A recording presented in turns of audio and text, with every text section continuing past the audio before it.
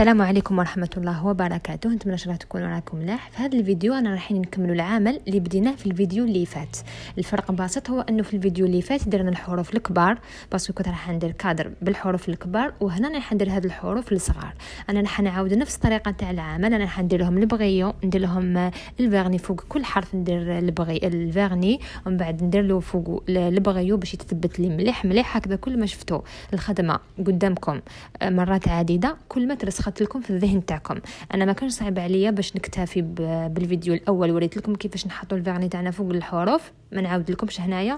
من كل ما عاودتوا الحاجه كل ما زدتوا بالك رفتوا مليح، فهمتوني؟ المهم نشدوا كل حرف وحده ونحطوا فيه الفيرني من الفوق بواسطه هذه القاروره الصغيره تاع السيليكون. لازم تكون قاروره مرنه كما سبق وقلت لكم باش ما يلصق لكمش لداخل الفيرني، باسكو دي فوا تنشف لكم، دي فوا تنساو القاروره مفتوحه ولا يجي نهار وين تنساوها ينشف الفيرني لداخل، يولي عباره عن زجاجه. كي تكون القاروره هكذا جايه مخدومه من السيليكون، كي تكون مرنه تقدروا هكذا تضغطوا عليها، تقدروا كيفاش تخرجوا هذاك الفيرني بعد ما يبسلكم.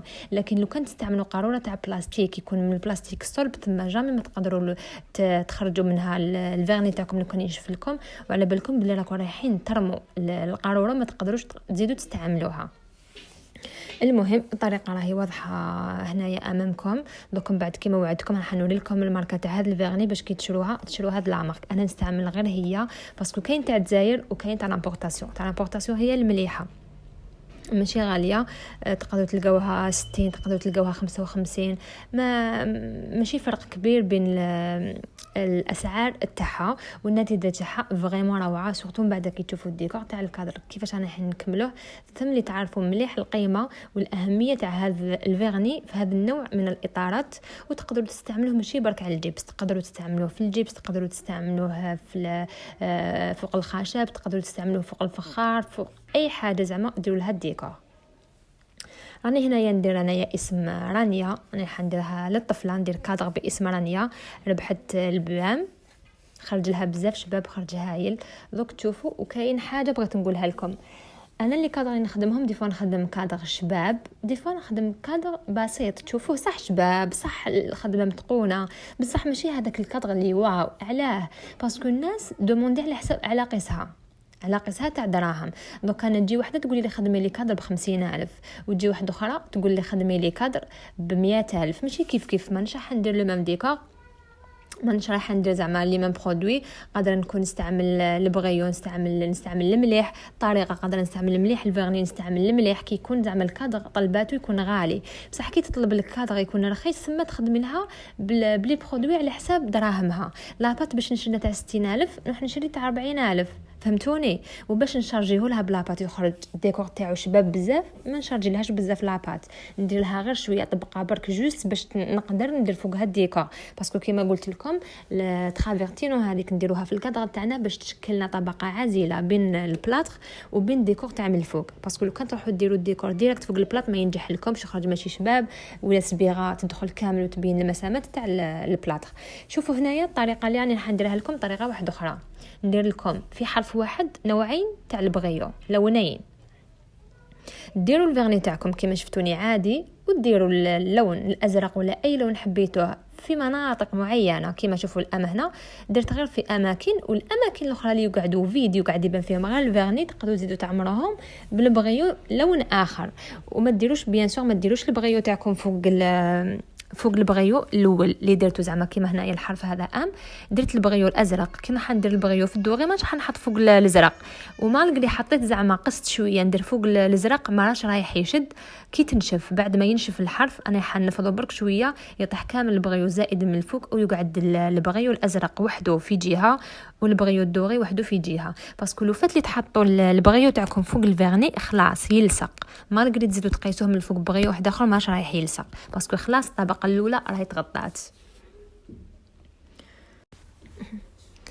دائما نفكركم باللي البغيو كي تحطوه فوق الحروف تاعكم تخبطوا القاروره تاعكم غير بالعقل، تخبطوها هكذا غير بالعقل باش ما يطيح لكمش البغيو على ضربه واحده وما يعاودش يتندى لكم. باسكو لو كان تحطوا بزاف البغيو فوق الحرف تاعكم يدي النسبه اللي سحقها من الفيرني يتغطى كامل هذاك الفيرني، وهذيك الزياده كامل طيح في الورقه تاعكم وتتندى. كي طيح تتندى شغل يولي يبان البغيو هذاك ماشي كيما اللي تشوفوه ناشف من القاروره اول استعمال.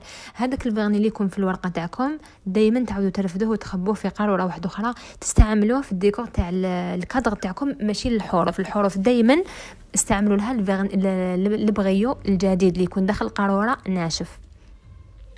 ودائما هنايا كي ديروا البغيو تاعكم سيو ما تشدوش كامل الحروف تاعكم، ما تشدوهمش بيدكم، باسكو تقيسوا يكون الفيرني راه مازال شامخ، تكون هذيك الطبقه تاع الفيرني شامخه تشدوها بيدكم، هاي حتعوج البغيو. كيفاش يجيكم من الفوق بلاصه وين قستوا زعما بالاصبع تاعكم، هذاك البغيو كي اللي يدخل داخل تبان معوجه. المهم هذوك هما النصائح اللي كنت قادره نعطيهم لكم في المرحله تاع تغليف الحروف تاعنا بالبغيو. لو كان شدوا اي قاروره كانت عندكم، من الافضل تشدوا قاروره واسعه، علبه ماشي قاروره، تشدوا علبه تكون واسعه شويه كيما هذه. انا هذه كانت عندي فيها كريم مرطب ليلي، كي خلاص لي استعملته لهذه. هذا هو الفيرني اللي وعدتكم باش نوري لكم لا مارك تاعو واسمه بلانكو. بزاف مليح هذا الفيرني، نستعملوه غير هو، عنده واحد البارق واحد اللمعه ما نقدرش نوصل لكم الفكره تاعها غير نهار تشوفوها قدامكم كي تعودوا تخدموا بها. هذا الفيرني شوفوا كيفاش يجي بيض، هذا اللي كنت نستعمله لي شفتو في الفيديو الاول، كنت برك شرياته في علبه بيضاء. اصلا هو كي تروحي تشري الفيرني ما يعطيكش في هذه العلبه الكبيره تاع لا مارك تاعو. انا هنا كي خلصت له لحقت مع البيدونه كي خلصت باع واش كاين برك لداخل، شريت عليه قيس واحد 200 غرام ولا اللي كانوا لداخل شريتهم عليه، على هذا عطالي في هذه العلبه الكبيره. اصلا هذا الفيرني مشي بزاف، فهمتوني؟ ما تحتاجوش باش تشرو كونتيتي منه، تشرو قيس 30,000 راح يخدم لكم تقريبا 7-8 تاع لي كادر. ايماجين قيس 30,000 يخدم لك 7-8 وقادر يوصل لك حتى ل10. كما قلت لكم تشدوا هذيك العلبه تحطوا الفيرني تاعكم لداخل الكميه اللي حبيتوا. دائما العلبه اللي تبريباروا فيها هذا الفيرني باش نصبغوا لي كادر تاعنا لازم تكون فيها البوشون يتغلق باحكام باش ما ينشفش، باسكو الفيرني هذا ينشف معناتها فسد. انا نعطي لكم كامل المعلومات اللي تستحقوهم باش ما تخسروش كامل في هذا المشروع. واش ديروا؟ تشدوا هذاك الفيرني ديروا له البغيو، اللون اللي حبيتو في الدوري، حبيتو في لارجون، حبيتو في البرونز، اللون اللي راكو حابينه نتوما على حسب واش صبغتوا من الحروف. انا هنا دائما نخلط بين الالوان تاع البغيو، ما نديرش لون واحد، ندير في الدوري، ندير في الازرق، ندير في الغاز وندير في البرونز، وديروا كميات يعني ماشي قليله وماشي بزاف. دوك انتو هنا كيفاش ديروا؟ شتو كي تبداو تسيو ديروا البغيو الفيرني، شدوا بانسو صغير وتكون عندكم قطعه تاع البلاط خدموها، يا لو كان زعما علبه تاع ياغورت ولا تعمروها بالبلاط كي تنشف نحوها وسيو عليها هذا الفيرني. كي تصبغوها من الفوق بهذا الفيرني بالبنسول الصغير يبان لكم كميه تاع البغيو شحال فيه، فهمتوني؟ كي تخلوه حتى ينشف تعرفوا الكميه تاع البغيو اللي راه دايها. اذا عجبكم هكذاك كملوا خدموا بهذيك الفيرني شحال درتوا له البغيو، ولا حابين يكون فيه نسبه تاع البغيو اكثر زيدوا له. واذا كانت الكميه تاع البغيو اللي درتوها بزاف كبيره ما تقدروش ديروها هكذا باسكو يجي بزاف شارجي، واش ديروا هنا زيدوا له شويه تاع الفيرني. معناتها الا كان الفيرني زياده زيدوا له البغيو، الا كان البغيو ناقص زيدوا له البغيو لذاك الفيرني. والا كي صبغتوا بها لقيتوا شغل جات معمره بزاف بالبغيو كي تنشف لكم يولي يبان البغيو وحده في هذيك الفيرني صبيغه هذيك تبان شغل كي اللي معمره بالبغيو، زيدوا له الفيرني باش تنقص الكميه تاع البغيو في الفيرني. هنا تشدوا كوردون صغير ولا اي خشبه صغيره ولا بانسو ولا مغرف صغيره تعودوا تخلطوا بها باش ينسجم كامل هذاك البغيو مع هذاك الفيرني تاعكم، يتوزع شغل يولي جزيئات تاع البغيو. جاني صعيبه باش ننطق هذه البغيو والفيرني، شغل ما كي نجي نهضر نقول بغيو لازم حتى نخمم باش ما نغلطش نقول لكم فيرني وكي نجي نقول فيرني نقول بغيو. على هذه اللي حتى نخمم باش نهضرها باش نعطي لكم كما يقولوا المعلومه اكزاكت ما نخلط لكمش. المهم تشدوا هذاك الفيرني درتوا له البغيو وتصبغوا به الكادر تاعكم بعد ما يكون نشف. لازم ينشف مليح في المرحله الاولى باش ديروا له لابات. هكذا. وبعد ما ديروا له لاباط خلوه ينشف اموا نص النهار، واذا قدرتوا خلوه نهار كامل ينشف باش ينشف براحته، وكي تخدموا عليه من الفوق الديكور ما يكون عندكم حتى مشكل. هنا تشدوا هذا الفيرني اللي فيه البغيو وتبداو تصبغوا الكادر تاعكم، تصبغوه كامل، تعمروا هذاك الكادر تاعكم كامل بالفيرني من الفوق. كاين حاجه، هذا الفيرني ما نقول لكمش بلاصه شارجوها وبلاصه ما تشارجوهاش، ولا لازم ديروا كامل المساحه كيف الكميه تاع الفيرني كيف فوق الكادر، لا قادرين زعما كي تصبغوا يكون بلاصه فيها الفيرني زياده على الاخرى. هنا ما يصرح حتى حاجه باسكو هو ترونسبارون شفاف، ما راح يدير لكم حتى ضرر. كونترير كل ما كان بزاف هذا الفيرني كل ما يجي الكادر تاعكم شباب، وكل ما يجي يلمع اكثر، وهذاك البغيو يبان يلمع خير. ما شتوا البغيو تاعكم كيفاش يلمع. هذا الفيرني كي تخلطوه معاه يحافظ على اللمعه تاعو. كلي ما راهش كلي البغيو هذا راه وحده. هنا نكمل كامل نصبغ الكادر تاعي بهذا الفيرني، نديرو كامل من الجوانب. انا واش ندير هنايا نصبغ الجهه الاماميه مع لي كوتي ونخليه كي ينشف باش نزيد الجهه تاع الوراء، باسكو لو كان نصبغوا على ضربه على بالي بلي نطيح هذيك تاع نقيس وما نحبش زعما نقيس الخدمه تاعي. على بالك باللي كي تقيسوا الخدمه تاعكم دائما شغل يقعد الاصبع تاعكم كي اللي يبان، سورتو في حاجه هكذا دقيقه. الفيرني هذا زعما كي تمسو ولا ما نحبش نمسو باسكو نفسدو، نحب زعما كيما صبغتو كيما كان طبقه هكذاك تجي ديك الطبقه لامعه من الفوق، ما نتوشيهاش كامل، ما نتوشيهاش كامل بيدي، غير اذا زعما في ليكوتي صح لكم هذا الفيرني تقدروا تسقموه بالاصبع تاعكم ما يصير له حتى حاجه. بصح انا وعلاش ما نحبش نستعمل يدي، نخاف لو كان يكون هذا الفيرني بدا ينشف، كي بدا ينشف يتمارك اصبع فيها.